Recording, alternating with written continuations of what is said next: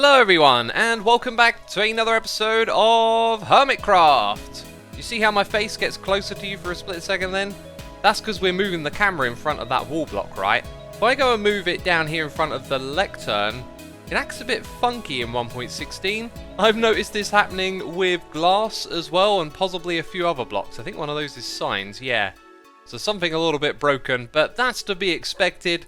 And anyway, here we are over at Impulse's Bedrock Breaking Service, a little pop-up shop next to his main shop, and I'm actually here to drop off a payment, not an order, because me and Impulse, we had some time to catch up and have a little chat and hang out, and we weren't recording or anything, and he came over to the Nether and broke some bedrock for me. And the location at which that happened was right next to my portal. You can kind of see where I was digging away the bedrock looking for the one block at the very top level. So I was down here, Impulse was up above, and then he did his magic and broke the bedrock. So if you want to see how he's doing it, you should probably go check out his videos. But look at this place. It's pretty barren, right? But we'll be building some farms up here in the future. But first of all, I want to show you another little tunnel that's been dug out in the Nether. Just goes across like this, and it takes us to the end dimension, where we, my friends, are going to build a farm. And when I say the end, what I really mean is the stronghold and the portal that leads to the end. This place is actually going to be important to us, as we're going to set up a redstone contraption that is going to throw items into this portal. That is going to be an important detail, but we're not going to actually do that just yet. What we shall be doing is setting up a platform underneath this obsidian, because we are going to mine this and create an obsidian farm. I'm pretty sure that in the title of this video I probably would have put the words obsidian farm, so you know what it's about, right? And it starts off with us getting a position underneath here. I feel like this height here is probably correct. And now things feel very precarious, because at any point I could... Oh no! Oh yeah, but I've got wings. Sorry if I scared you then.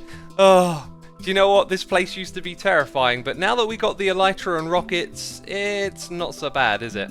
This little project of ours is turning out to be ridiculously simple. All we need is some hoppers underneath where the obsidian platform is here, and then we need to mine it. So I figured we should probably set up a little safe box in case somehow an enderman sees me, gets aggravated, wants to come over here. So we'll probably add like a door or something like that so I can remain safely in that space. So I had to log out during that time, and when I came back in, someone had been to the end, and now Iskau is actually on his way to the end as well. So the obsidian here got reset, and what gets reset is the obsidian platform and then everything above it for 3 blocks. Let's see if we can time this. So 1, 2, 3, then I want to put a block on top, and then Iskau will come through, and it'll be perfect timing, I tell ya. And there you go. So me and Iskau are doing a trade. He's got a soul speed 3 enchantment, which we can put on our boots. So I've just made a deal with Iskau, who's getting close in my face. He probably wants to check out the Strider.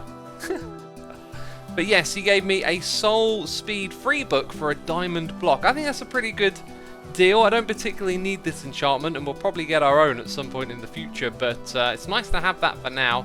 So getting back to our project, we need to dispense items into the portal here, because not only does a player going through the portal reset the platform, so do items.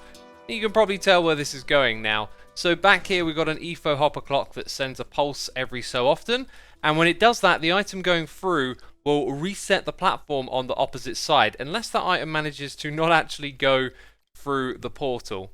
Okay, this should do the trick. I really wish I'd have gathered some of the new netherwood now. Let's mine out that stone, and there you go, the item's going to fall down into the portal.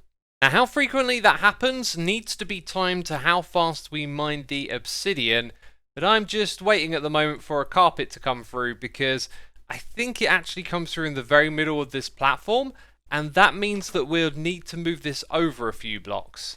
So then we actually pick the items back up, because we're going to need a whole bunch of disposable items getting sent through every so often. In fact, the amount of items we put to be thrown through here would equal 5 times the amount of obsidian, so we could actually calculate how much obsidian we want to farm in total. First of all though, we got to keep this all loaded, and to do that we need a chunk loader, which is nice and simple in 1.16. You can just throw items through a nether portal or back and forth on either side. And it got me thinking, could I do this in an interesting way where we actually push the items across? So I'm going to throw an item down there and we'll push it through the portal, and then we could have the same system on the other side, just ping-ponging an item back and forth. But if you look there, that's the repeater. So when an entity gets pushed by slime blocks, it doesn't actually go through the portal. That includes me, the player, and I'm so disappointed by that. But if I do it like this from a dropper, the redstone isn't over here, it's actually gone through the portal. So what we're going to do is now pick up the item where it would land with some hoppers, send it up into a dropper, and unfortunately we're going to have to ditch this little idea here. So in 1.16, portal loading and chunk loading, all that stuff's been optimized, so it's not very intensive for the game to do. And this should mean using a chunk loader like this is relatively straightforward. Now we've got a couple of hoppers here because an item is going to come through from the nether side, and we've set it up so that it will simply get spat back out into the portal again. And each time it goes through, it's going to load the opposite side for 15 seconds. But I haven't timed this thing to work on 15 seconds. I've just timed it so that it continuously sends an item back and forth, and that will keep both sides loaded. So it'd be the same as if this thing were optimized to wait the 15 seconds, right? So I'm going to throw an item into there, and then it's going to shoot it back out to the overworld, and then it's going to get shot back, and it's doing it! It's doing it! It's ping-ponging it back and forth! Excellent. One thing we will need to do is probably seal this off like so. But the cool thing is that it'll only be on one side. So when we pop through here and go to the other side, we can simply face in this direction and then walk out of here. One thing I do need to remember to do though is to throw an item back in whenever I want to activate it. But anyway, let's seal off this side as well so that the item has nowhere else to go. And that's it. We have successfully built a chunk loader. So you know what time it is. All the pieces were put in place, and I timed it with, going away from the computer for a bit so I could AFK click here and mine the obsidian. And we even had a visitor during the process. XB actually shot me a message. He figured out it was an obsidian farm. You know what? It's probably very obvious it's an obsidian farm. But we need to do one little check here, and then we're going to be making some optimizations. And that is what I like to see. All 17 carpets came through. 2 netherrack went missing, but that's absolutely fine. I mean, XB might have picked those up. But anyway, look at how much obsidian we got right here. I'll tell you what, look, I picked up one of those netherrack when I first came through. So we probably actually didn't lose anything technically. And now we've got a whole bunch of obsidian, but I want to get a whole bunch more. And there are some optimizations we can make. The first one is to increase the rate at which items come through from the other side. And also to add haste to so that we can mine faster. And I just did a really quick and crude test. I think this thing is pretty much optimized, okay? You don't want to watch me break obsidian, so I'll break it. Okay, the last block of obsidian. And then it resets. It really couldn't get... Or maybe it could get a little bit quicker than that. But I am happy with that right there. So my friends, are you ready to do some math? We have a netherite pick, efficiency 5, haste 2. And with that combination, we can mine 5 obsidian blocks in roughly 9.5 seconds. Now, a netherite pick has 2031 durability, or uses, but with Unbreaking 3, we can multiply that number by 4 to get a rough idea of how many uses it will have, and that will be 8,124. So we're just going to round that down to 8,000, meaning 8,000 obsidian that we can mine. Now for every 5 obsidian that we mine, we send an item through from the other side. So if we divide 8,000 by 5, that's 1,600. And if we divide that by 64, that equals 25 stacks of items we need to send through to get 8,000 obsidian. So those 25 stacks, or 1,600 items, we need to multiply that by 9.6. I've added a little bit extra there because there is a slight delay after we mine the last block.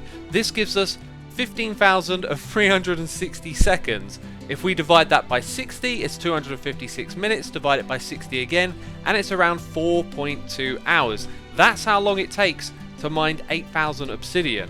So with one full netherite pick, 25 stacks of items, and 4.2 hours of AFKing, we should be able to make 8,000 obsidian blocks, which equals 125 stacks of items. So we probably need to expand our storage. And that, my friends, is probably a project for another day, because look at how much obsidian we've got right now. Utterly ridiculous. But yes, I do want to put my maths to the test at some point in the future and do like a 4-hour AFK session. Got no idea how I'm going to time that, but I will hopefully find the time. Anyway, now I'm going to head over to the overworld and just disable the items coming through here, as they're just going to needlessly despawn now. So I've disabled the chunk loader and brought back all of the obsidian. This thing is going to need to be upgraded to its own column because we got a crazy amount of obsidian now, and we can get more, and in the future we're probably going to sell that, and we're probably going to use it to build a farm as well. But anyway, I've been waiting to build that ever since they added the bug fix for the items going through the end portal. I caught that in a snapshot. I was like, that's a project that I'm going to do in 1.16, and there it is, Obsidian Farm. We can cross that off our list. So what's next in this episode? Well, I've actually been planning out and making preparations, and we need to gather resources for what we're going to do next. But as always, I get very near to doing something when I realise there's a better way. I'm digging a tunnel over to where the mining mesa used to be, and I'm about 60 blocks away, and I realise that this tunnel is completely redundant. Might as well tear down these signs, and this one, and that one. So we of course plan on building a nether hub inside the nether, but for portals that are really far away, you don't have to worry about a portal being on top of the roof interrupting with the synchronization with other portals, so it makes complete and utter sense to put a portal on the top of the roof and use the flying method to get there. This would have saved me a lot of time, and I always think of these things far too late. And there we go, simple as that. Oh, and if you're wondering how I have the coordinates on my screen like this, so I don't have to press F3 and have it covered up by all that awful text, it's a data pack called Coordinates HUD, and it's a part of Vanilla Tweaks. And the portal this takes us to is the mining mesa, because I need more terracotta for the project that we are going to undertake. And despite having netherite, you're still going to need a haste beacon to do the old instant mine. So part of the resource gathering process means using our blast concrete chamber machine, whatever it's called. And we're 1.16 now, and you know what? Sometimes things break, don't they? And actually I might learn that something else is broken as well, so I'll need to keep my eye on this machine. But let me show you the first thing that's broken, okay, and see if you can figure this out. So I'm holding down right click, and all of a sudden I've opened a dropper, but there's no dropper in front of us to click on. Well, for a split second, this right here opens up and we actually click on this dropper and look at the contents of it. So that stops me from AFKing, and then I kind of looked at the position of this and I realised we could put a lever here, power it, and then it means if this gets a redstone update, it's already powered. So now when I go down here and hold down right click, it doesn't flick anymore. So we've solved that problem, but now I've got to check and see if there aren't any others. Well, I can't see anything going wrong here. The TNT duper is working, the timing of the blocks getting pushed along is the same, and yeah, pretty much everything here is working, and we're getting our concrete blocks. So what is all of this for? Well, if you've been watching the series so far, you might know by these materials which build it is I plan on building, and of course, obsidian is going to be a key part of this once we've built the shell around what will be our gold farm. And I also just want to comment quickly and say we've hardly been in the nether this episode as it goes. We spent a lot of time in the end dimension, now we're spending time in the overworld, and you know what? I'm kind of itching to just go out there and explore a little and gather some of these materials, but we've got to get our priorities in order. We need a gold farm so that we can barter with some piglins. And so we're going to be building this right here. It might not be all that visible, but I have outlined some bone blocks for the base of this build. And yeah, we're actually going to like stick it out with the ocean behind it. And so I'm going to remove all of the jungle on this little stretch of land here. Now that is far better. And my oh my, is it work to tear down the jungle. It kind of looks like a small spot, but it takes a lot. And the bone block base of this area looks kind of wonky, and that's because they're all at different heights at the moment. But I positioned this deliberately so we don't go into the sea too much and we try and take up all of this area. And there'll probably be some transformation around the edges, some landscaping, but we are ready to build now. Before we start the process, I just want to say thank you to Lizard Yellow. I found this skin on a website just by searching Xisuma Strider, and they were the person that uploaded it. I don't know if they created it, but thank you for the skin, by the way. It's pretty funky. I like it. And I want to know if all of you like it or not. And I was reading my comments and there were quite a lot of people speaking up and saying, yeah, we love the new Strider skin. So now what I want you to do is hashtag Strider skin in the comments with yes or no to if you like this or not. And I'm going to be looking at that and gauging your interest and seeing just how many people like it. So thanks for commenting. And now... I don't have my armor on! I could have died! Now we're going to start a time lapse.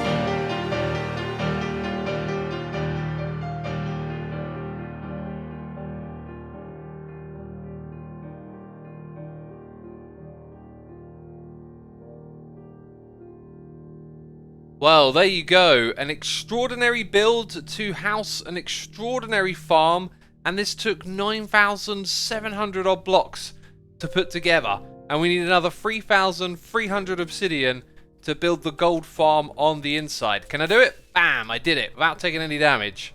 This thing looks pretty awesome over the edge here. I have flown to my storage area, flown around these other towers that we have, and when you see it off in the distance, it really feels like we put it in the right place. Although the render distance is kind of low because we're still just playing on a vanilla server at the moment. We have to wait for lithium to update and all of that. And then we'll have our further away render distance brought back. But there you go. That's kind of what it looks like sitting over there in the corner. And it fits in ever so well. We are really doing the grind today. I've been standing at this computer for hours today just grinding out the build. And it's getting so close. I can't wait to AFK here, but as you can see, 2 massive unlit boxes of obsidian. We have temporary torches here to stop things spawning in here. So once we get our turtle eggs over on the side, the zombified piglins will walk over to the edges and then fall down here. So we're going to have to set up a trap, but due to running out of time, I'm thinking I might just use some wither roses and just dig a temporary trench for now. So remember earlier in the season we traded redstone blocks with impulse to get our hands on loads of wither roses. Now we're going to put them to use, and the trick here is to make it farmland and then put the wither rose on top. But we might need some water to keep it farmland as well.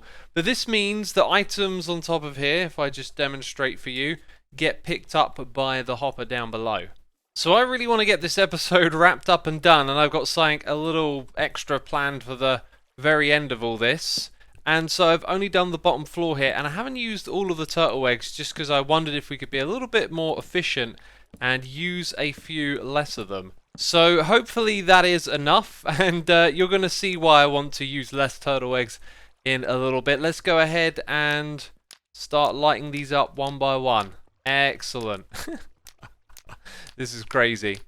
And of course my flint and steel breaks. Well, this isn't good. I can hear zombie pigmen in there, but they ain't coming out for the turtle eggs. Oh. Wait.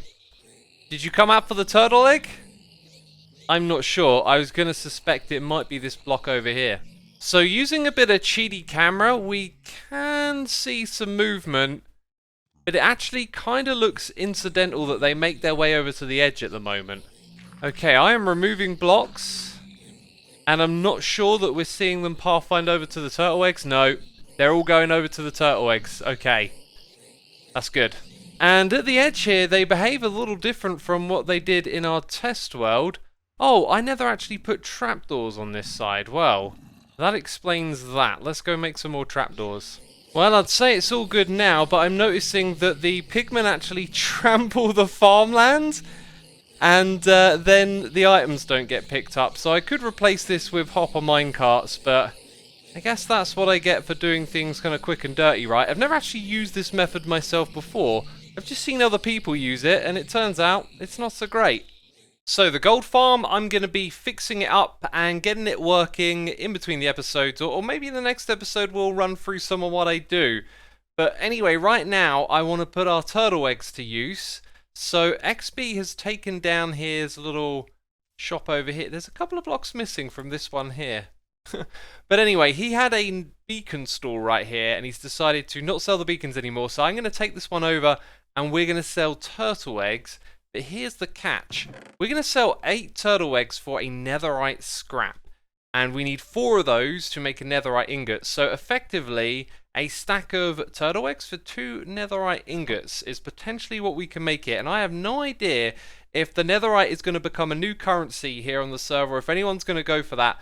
But I will tell the other hermits, since a couple of them have been asking for turtle eggs, and we'll see what happens. Maybe we'll get some nether scrap for some turtle eggs. But anyway, this is the end of the episode. I hope you've enjoyed yourself today, hanging out with me. Thank you for doing so. Be sure to leave a like if you enjoyed it, and I will see you soon with another episode of Hermitcraft. So ciao for now. Bye bye.